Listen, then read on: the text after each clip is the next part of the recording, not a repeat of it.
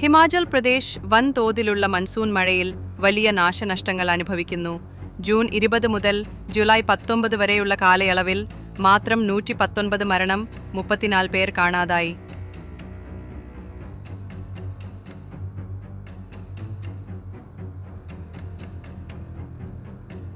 നിരവധി വീടുകൾ തകർന്നു, റോഡുകൾ തകരൽ, പാലങ്ങൾ തകർന്നത് തുടങ്ങി അനേകം ദുരന്തങ്ങൾ സംഭവിച്ചിട്ടുണ്ട്.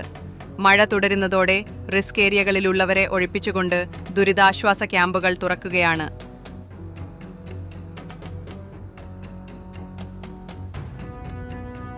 കുളു, ചമ്പ, കംഗ്ര, ലാഹുൽ സ്പിതി തുടങ്ങി മലയോര ജില്ലകളാണ് കൂടുതൽ ബാധിതമായത്.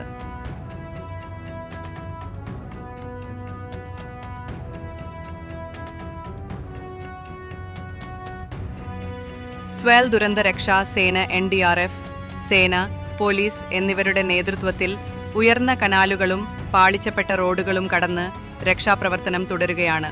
പലയിടങ്ങളിലും മൃതദേഹങ്ങൾ മണ്ണിനടിയിൽ കുടുങ്ങിയിട്ടുണ്ട്.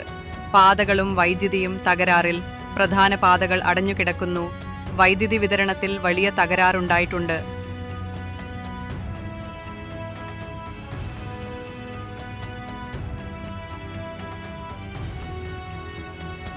മഴക്കും മണ്ണിടിച്ചിലിനുമിടയിൽ ജനങ്ങൾ കഴിയുന്നത് ദുരിതത്തിലാണ്.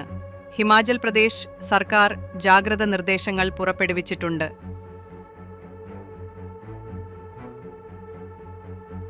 മലയോര മേഖലകളിൽ അൺനെസസറി യാത്ര ഒഴിവാക്കുക എന്നാണ് മുന്നറിയിപ്പ്. അറ്റൈൻഡ് ഹിമാചൽ പ്രദേശിൽ ഇപ്പോഴത്തെ മഴ വൻ ദുരന്തമായി മാറിയിരിക്കുകയാണ്. മരണവും നാശവും കൂടി വരുന്നതാണ്. അതിനാൽ നിരന്തര ജാഗ്രതയും സുരക്ഷാ പ്രവർത്തനങ്ങളും അത്യന്താപേക്ഷിതമാണ്.